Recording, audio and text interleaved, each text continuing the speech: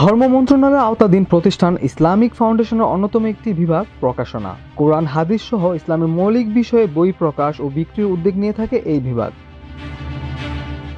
কিন্তু বিগত আওয়ামী ফ্যাসিবাদী আমলে গুরুত্বপূর্ণ এই প্রকাশনা বিভাগকে ভিন্ন খাতে ব্যবহার করা হয়েছে। মৌলিক প্রকাশনা পরিবর্তে রাষ্ট্রের কোটি কোটি টাকা খরচ করে ছাপানো হয়েছে অপ্রয়োজনীয় বই।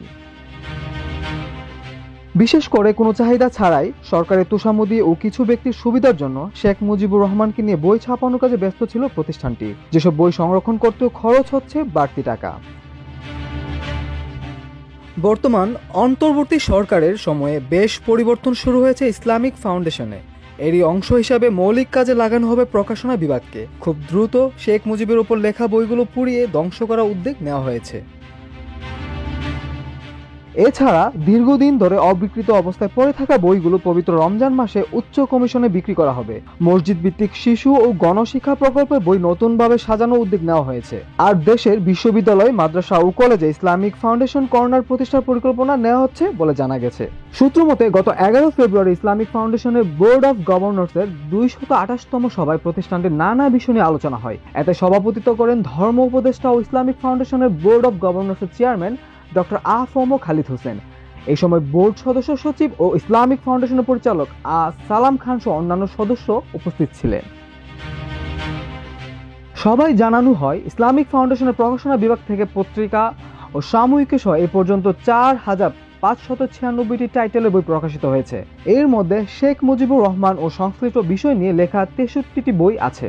শুধু মুজিব সম্পর্কিত বই আছে 34টি, বাকিগুলো মুক্তিযুদ্ধ ও স্বাধীনতা সম্পর্কিত। এই বইগুলো 2009 থেকে 2024 সালের মধ্যে প্রকাশিত হয়েছে। এর মধ্যে ইসলামিক ফাউন্ডেশনের সাবেক মহাপরিচালক শামীম মোহাম্মদ আফজাল, পরিচালক মহিউদ্দিন মজুমদার, বোর্ড অফ গভর্নর্সের গভর্নর র.আ.ম. ওবায়দুল মুক্তাদির চৌধুরী, কর্মকর্তা ডাক্তার শাহাদাত হোসেন সহ আওয়ামীপন্থী বিভিন্ন লেখকের বই রয়েছে। এই বিষয়ে ইসলামিক ফাউন্ডেশনের বোর্ড অফ গভর্নর্সের গভর্নর ডক্টর খলিলুর রহমান মাদানী আমার দেশকে বলেন, পতিত আওয়ামী সরকারের সময় ইসলামিক ফাউন্ডেশন থেকে রাষ্ট্রের শত শত কোটি টাকা খরচ করে বই ছাপা হয়েছে, যা দেশ, জাতি বা ইসলামের কোনো কাজে লাগেনি। এইসব বই বিক্রিও হয়নি, বরং সেগুলো সংরক্ষণ করতে বাড়তি খরচ হিসেবে গুডাউনের ভাড়া দেওয়া লেগেছে। তাই এইসব বই দ্রুত পুড়িয়ে ধ্বংস করার সিদ্ধান্ত নেওয়া হয়েছে। সূত্র মতে বোর্ড অফ গভর্নর্সের সর্বশেষ সভার সিদ্ধান্ত অনুযায়ী শেখ মুজিবুর নামের বই আর প্রিন্ট করা যাবে না এবং মজুদ বই কমিটির মাধ্যমে ধ্বংস করতে হবে। ইসলামিক ফাউন্ডেশন প্রকাশিত যেসব বই মার্কেটে নেই তা রিপ্রিন্ট করতে হবে। মসজিদ ভিত্তিক শিশু ও গণশিক্ষার বইয়ে জীবের ছবি ছাপানো যাবে না। এ বিষয়ে জানতে চাইলে ইসলামিক ফাউন্ডেশনের প্রকাশনা বিভাগের পরিচালক ও প্রশাসন বিভাগের উপসচিব মোহাম্মদ তৌহিদুল আনোয়ার আমাদেরকে জানান, বোর্ড সভার সিদ্ধান্ত অনুযায়ী খুব শিগগিরই শেখ মুজিবের নাম সংশ্লিষ্ট 63টি বই পুড়িয়ে ধ্বংস করার উদ্যোগ নেওয়া হবে।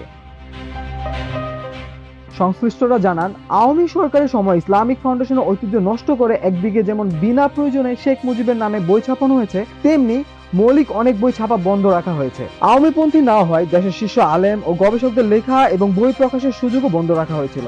বর্তমান পরিস্থিতিতে প্রয়োজনীয় সব বই ছাপা এবং বিজ্ঞ লেখকের সুযোগ দেওয়ার উদ্যোগ নিয়েছে ধর্ম মন্ত্রণালয় ও ইসলামিক ফাউন্ডেশন কর্তৃপক্ষ।